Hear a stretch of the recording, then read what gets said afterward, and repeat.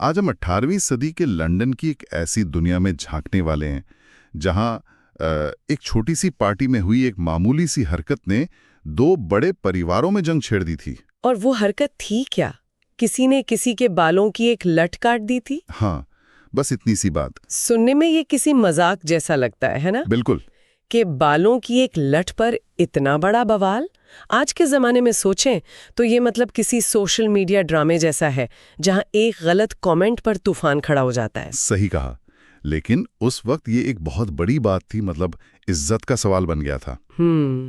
और इसी बवाल को शांत करने के लिए उस दौर के सबसे मशहूर कवियों में से एक अलेक्जेंडर पोप ने एक पूरी कविता लिख डाली।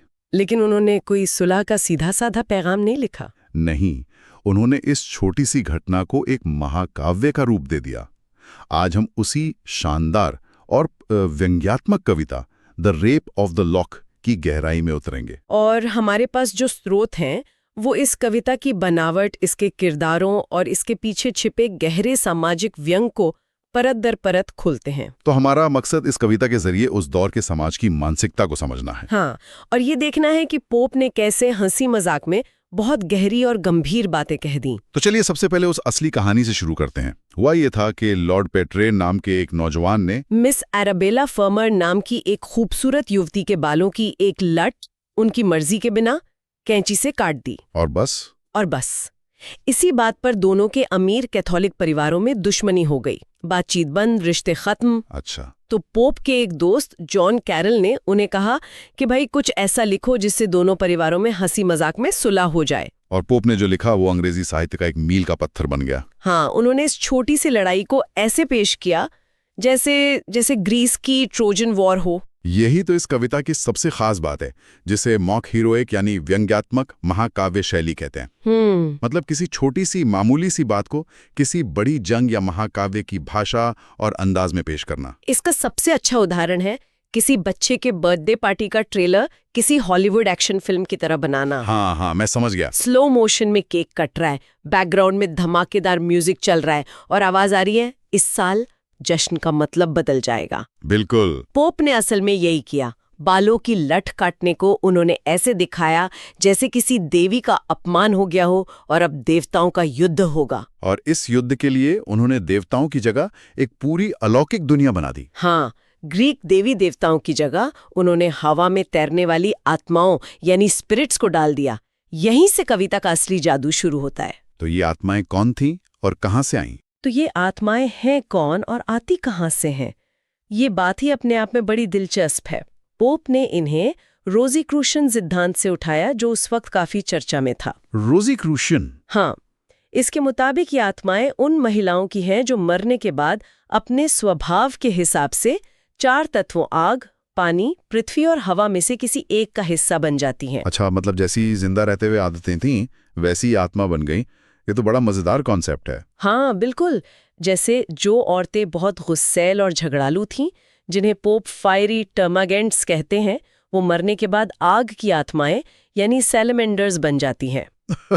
मैं सोच सकता हूँ कि ये आत्माएं क्या करती होंगी।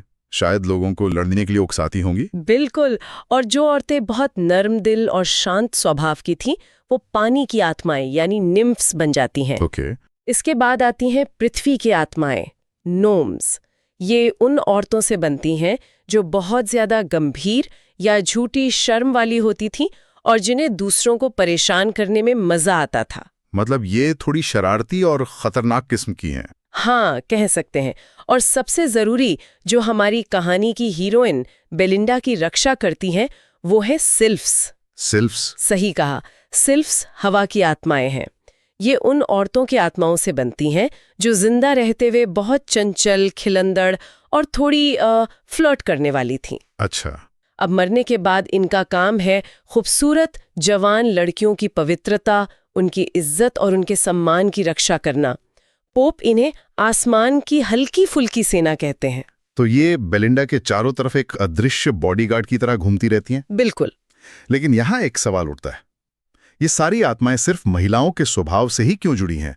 क्या पोप पुरुषों के बारे में कुछ नहीं कह रहे थे, या उनका व्यंग सिर्फ महिलाओं पर ही केंद्रित था? ये बहुत अच्छा सवाल है और ऊपरी तौर पर तो ऐसा ही लगता है, लेकिन अगर गहराई में देखें तो पोप उस समाज की सोच पर टिप्पणी कर रही थी जो महिलाओं को कुछ खास खांचों में ही देखता था। जैसे कि या तो वो गुस्सैल है या शांत या चंचल, ये आत्माएं उसी सामाजिक वर्गीकरण का प्रतीक हैं।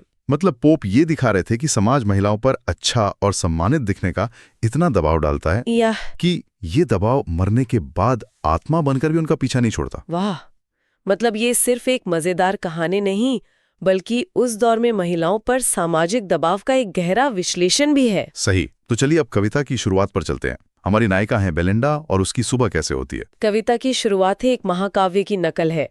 जैसे पुराने महाकाव्यों में देवता सपनों में आकर नायकों को चेतावनी देते थे, हाँ। वैसे ही बेलिंडा के सपने में उसका मुख्य संरक्षक सिल्फ एरियल आता है। और वो उसे क्या बताता है? एरियल उसे बताता है कि आज का दिन उसके लिए अच्छा नहीं है, सितारों ने किसी भयानक घटना की भविष्यवाणी की है और उसे सावधान रहना होगा, खासकर पुरुषों से। ये तो बहुत गंभीर चेतावनी लगती है। हाँ, लेकिन फिर पोप तुरंत हमें जमीन पर ले आते हैं। बेलिंडा की नींद किसी दैवीय आवाज से नहीं बल्कि उसके पालतू कुत्ते शौक के चाटने से खुलती है। एक तरफ महाकाव्य जैसी भविष्यवाणी और दूसरी तरफ एक पपी का प्यार। यहीं से व्यंग और तीखा हो जाता है। बिल्कुल। और इसके बाद जो सीन आता है वो तो शायद पूरी कविता का सबसे मशहूर हिस्सा है, बेलिंडा का तैयार होने का दृश्य। हाँ, मुझे ये हिस्सा बहुत पसंद है क्योंकि एक आम से काम को किसी राज्याभिषेक की तरह दिखाया गया है ना। बिल्कुल। पोप इस पूरे दृश्य को एक पवित्र अनुष्ठान, सेक्रेड राइट कहते हैं। बेलिंडा अपनी ड्रेसिंग टेबल के सामने ऐसे बैठती है जैसे कोई देवी अपनी वेदी के सामने बैठी हो। अच्छा। और उसकी नौकरानी बेटी को आव पुजारिन यानी छोटी पुजारिन का दर्जा दिया गया है। और इस ड्रेसिंग टेबल पर रखी चीजें वो कोई आम चीजें नहीं है। नहीं, वो बेलिंडा के हथियार हैं जिनसे वो समाज की जंग जीतने के लिए तैयार हो रही है। हथियार? एक तरह से भारत से लाए गए मोती और हीरों से जड़े डिब्बे, अरब से आया हुआ इत्र, कछुए की खाल और हाथी दांत से बनी कंघियां। मतलब इन चीजों का वर्णन इतनी भव्यता से किया है जैसे होमर किसी योद्धा के कवच का वर्णन कर रहा हूं। हाँ, और सिल्फ्स की पूरी फौज उस काम में उसकी मदद कर रही है। कोई उसके बाल संवार रहा है, कोई इसकी ड्रेस ठीक कर रहा है। और इसी भव्यता के बीच पोप एक छोटा सा लेकिन बहुत गहरा व्यंग करते हैं। उस मेज पर रखी चीजों की लिस्ट में वो लिखते हैं पफ्स, पाउडर्स, पैचेस, बाइबल्स, बिलेट बुक्स। मतलब मेकअप का सामान, प्रेम पत्र और उनके ठीक बीच में बाइबल भी रखी हुई है। हाँ। और यही पॉप की प्रतिभा है। वो सीधे सीधे कुछ नहीं कहते, लेकिन पाउडर, प्रेम पत्र और बाइबल को एक साथ एक ही सतह पर रखकर वो उस समाज की प्राथमिकताओं पर एक जोरदार तमाचा मारते हैं। तो ये एक सवाल खड़ा करता है, क्या उस समाज के लिए धर्म भी मेकअप और रोमांस जितना ही जरूरी था? या शायद वो भी बस एक सजावट की चीज बनकर रह गया था। ये तो बहुत तीखी आलोचना है उस वक्त के हिसाब से। हाँ, और यही बात इस कविता को महान बनाती है। ये सिर्फ हंसाती नहीं, सोचने पर मजबूर करती है। अब तैयार होकर बेलिंडा अपनी सहेलियों के साथ एक पार्टी के लिए निकलती है। यहाँ पर एरियल, जो मुख्य सिल्फ है, अपनी पूरी सेना को इकट्ठा करता है और उन्हें उनकी ड्यूटी समझाई जाती है ना। बिल्कुल, एक जनरल की तरह एरियल अपने सिल्फ्स की फौज को बेलिंडा की हर चीज की रक्षा करने का काम सौंपता है। जैसे कि एक टुकड़ी को उसका पंखा बचाने का काम मिलता है, तो दूसरी को उसकी घड़ी की, किसी को उसके झुमके बचाने हैं तो किसी को उसकी ड्रेस की सिलवटें। और सबसे बड़ी और सबसे महत्वपूर्ण जिम्मेदारी दी जाती है उसके बालों की 2 लटों की रक्षा करने के लिए। ये आत्माएं तो बेलिंडा की मदद के लिए हैं, पर क्या ये हमेशा कामयाब होती है? क्योंकि एरियल ने चेतावनी तो दी थी, मतलब उसे डर था कि कुछ गड़बड़ हो सकती है। ये बहुत महत्वपूर्ण बिंदु है। सिल्फ्स की शक्ति की एक सीमा है। अच्छा। स्रोत बताते हैं कि उनका काम सिर्फ बाहरी चीजों की रक्षा करना नहीं, बल्कि लड़कियों को नैतिक रूप से भी बचाना है।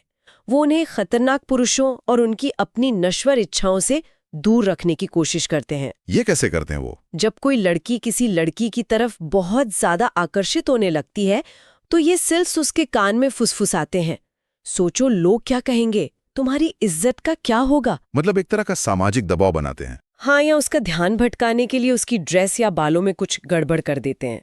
लेकिन एरियल खुद कहता है कि अगर किसी लड़की के दिल में पहले से ही कोई जमीनी प्रेमी बस चुका है तो सिल्फ्स कुछ नहीं कर सकते, तो उनकी शक्ति वहीं खत्म हो जाती है। बिल्कुल। तो यहीं पर कविता का तनाव बढ़ता है। बेलिंडा पार्टी में पहुंच चुकी है और वहां है हमारा विलन लॉर्ड पेट्रे, जिसे कविता में द बैरन कहा गया है। हाँ, और बैरन सुबह से ही बेलिंडा की एक लट को काटने की फिराक में है। उसने इसके लिए बाकायदा पूजा पाठ भी किया है। एक और व्यंग, जहां महाकाव्यों में नायक युद्ध जीतने के लिए पूजा करते हैं, वहीं हमारा ये हीरो एक लड़की के बाल काटने के लिए मन्नतें मांग रहा है। एग्जैक्टली। पार्टी में ताश का एक खेल होता है जिसे ओम्ब्रे कहते हैं। पोप इस खेल को भी एक महायुद्ध की तरह दिखाते हैं। ताश के पत्ते सैनिक हैं और बेलिंडा एक कुशल सेनापति की तरह। हाँ, और वो ये जंग जीत जाती है। लेकिन उसकी ये जीत ज्यादा देर नहीं टिकती। नहीं, जैसे ही खेल खत्म होता है और सब लोग कॉफी पी रहे होते हैं, बैरन को मौका मिल जाता है। एक दूसरी महिला क्लेरिसा उसे अपनी कैंची देती है और बैरन आगे बढ़ता है।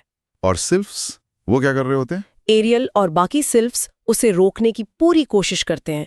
वो बेलिंडा के कान में फुसफुसाते हैं, उसके झुमके खींचते हैं, लेकिन बेलिंडा का ध्यान कहीं और होता है। हाँ, और फिर वो पल आता है। बैरन कैची चलाता है और बेलिंडा की एक खूबसूरत लट कट कर गिर जाती है। और इसके बाद जो होता है वो शुद्ध कॉमेडी और व्यंग है। बिल्कुल, बेलिंडा की चीख आसमान तक पहुंच जाती है। पोप लिखते हैं, जब पति या पालतू कुत्ते मरते हैं तो रानियां इतनी जोर से नहीं चीखती। और बैरन अपनी जीत का जश्न मनाता है जैसे उसने कोई बहुत बड़ा किला फतह कर लिया हो। और यहीं से पार्टी का माहौल जंग के मैदान में बदल जाता है। हाँ, एक लड़ाई छिड़ जाती है। लड़कियां और लड़के एक दूसरे पर चिल्लाने लगते हैं। यहाँ कोई तलवारें नहीं है, बल्कि पंखे और घूर कर देखना ही हथियार हैं। अच्छा। बेलिंडा बैरन पर हमला करती है और उस पर एक चुटकी पाउडर फेंक देती है, जिससे वो चीखने लगता है।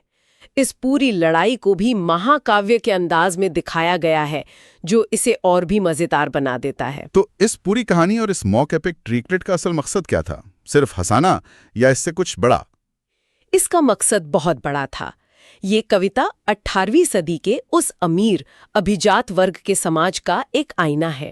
एक ऐसा समाज जो अपनी पार्टियों, अपने फैशन और अपनी झूठी शान में इतना डूबा हुआ था कि उनके लिए बालों की एक लट का कटना किसी राष्ट्रीय संकट से कम नहीं था। तो पोप उनकी इसी सतहीपन, इसी दिखावे और घमंड का मजाक उड़ा रहे थे? बिल्कुल।